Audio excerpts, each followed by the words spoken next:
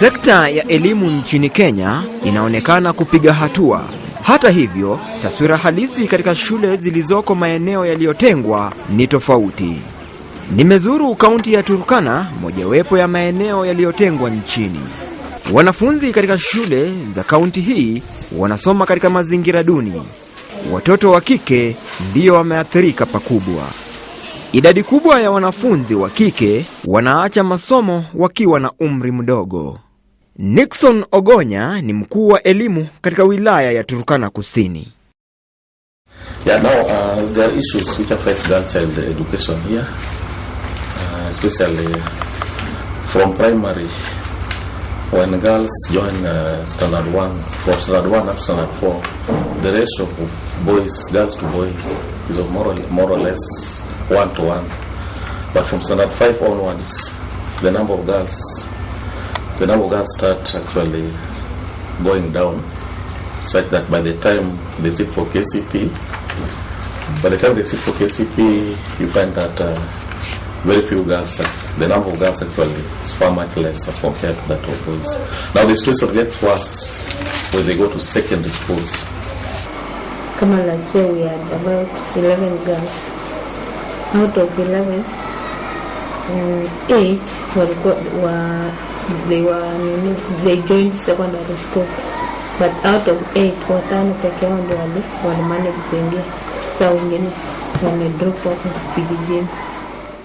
Taswira ninayokumbana nayo katika kaunti hii ya Turkana ni ya kutamausha. Watoto wa kike wenye umri mdogo tayari ni wazazi. The government policy says that such girls actually should be allowed to come back. They should be allowed to, after giving birth, they should be allowed to rejoin. This policy has been enforced since I think the year 2000. But here in this region, it's a challenge. Implementing it is a challenge. Normally, most principals prefer that such girls are helped to get a school elsewhere. Hii inaelezea sababu ya kuwepo kwa mabango yenye jumbe za kuhamasisha wanafunzi kuhusu masuala muhimu kama vile ndoa za mapema, hatari za kushiriki ngono katika umri mdogo, umuhimu wa elimu miongoni mwa masuala mengine. And I would want to attribute this to one, is culture. I think cultural orientation or attitude. I think a lot of emphasis still given to the boys. And then there's that belief that girls who are less educated here actually attract more dowry. They fetch higher dowry or bride price or bride wealth than those who are educated. So this I think partly contributes, because there are some girls who drop out to go and get married. Maybe some also have issues of drug abuse. You have had cases of girls who have been found drunk in school.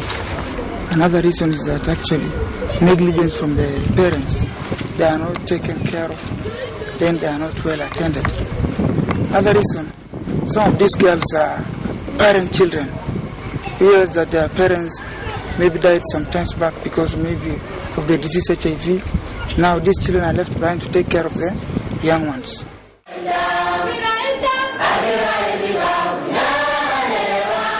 Kaunti ya Turkana ni mojawapo ya maeneo ambayo mila, desturi na tamaduni zimekita mizizi. Jamii katika eneo hili inakumbwa na changamoto ya kuelimisha mtoto wa kike. The community here, I think, need to change their thinking towards the education of the girl children, because this idea of marrying them off very early or asking them to drop out of school, because some drop out of school maybe to look after animals or to look after other siblings or to involve in basic trades. In fact, personally, there are about 2 girls I've encouraged to go back to school. There's a girl, in fact, when you go to Nalem Sokon, maybe you remember, you can ask the head teacher. There's a girl listed at 8 now. That girl has given birth 3 times. And she's very bright.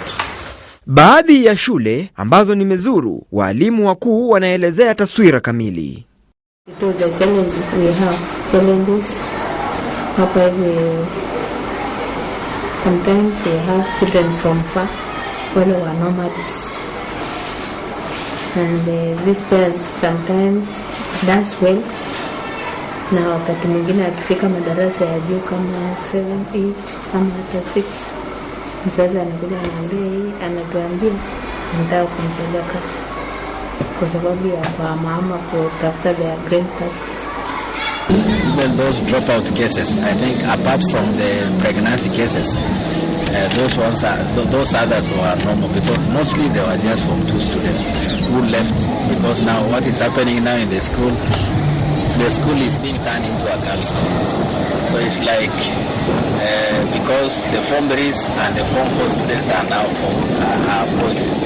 Maybe there is that kind of a trend now that the school is being turned over to become a girls' school. I think there should be a deliberate effort just to have a bursary specifically targeting girls. Because what we administer with through the constituency bursary fund, these funds come from the Ministry of Education, but it's done, the disbursement are done, there's a committee with, which represents various interest groups. Now that money is not enough. Katiba inawapa watoto wote haki sawia ya kupata elimu. Hata hivyo, baadhi ya watoto wa kike walioacha shule katika eneo hili wanajihusisha na ukahaba. Kulingana na wanafunzi niliozungumza nao, shida wanazokumbana nazo ndizo sababu kuu ya wenzao kuacha shule. Somo wengine wametoweka shuleni ni kwa sababu ya matatizo hapa na pale, kama vile umasikini. Wengine wamekosewa na hata simu samani. Wengine hata wamekosewa na hata pesa za kulipa shuleni. Kuna mengi ambayo tunayapitia. Kuna wanafunzi ambao tulianza nao katika darasa la 8, wakati ilipofika mhula wa pili, kuna wengi ambao walitoweka kwa sababu ya kuna mmoja aliyekosa fedha za kulipa shule ya upili. Kuna ambaye aliyekosewa na sare za shule na mengineo. Serikali kupitia utawala wa mikoa imeanzisha mikakati ya kuhamasisha wazazi kuhusu umuhimu wa elimu ya mtoto wa kike.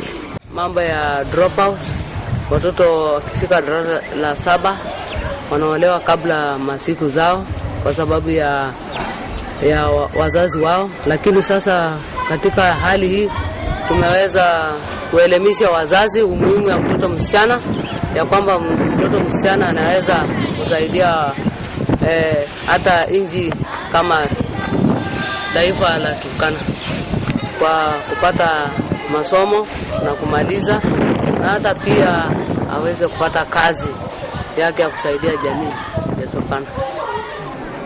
Miaka za hapo mbeleni, serikali kuu ilikuwa ikilaumiwa au kunyoshewa kidole kutokana na changamoto kama hizi.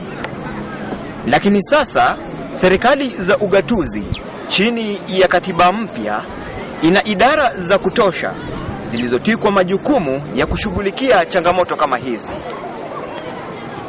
Nikiripoti kutoka shule ya upili ya Uhuru, eneo la Lokichar, kusini mwa kaunti ya Turkana, mimi ni Calvin Chitwa.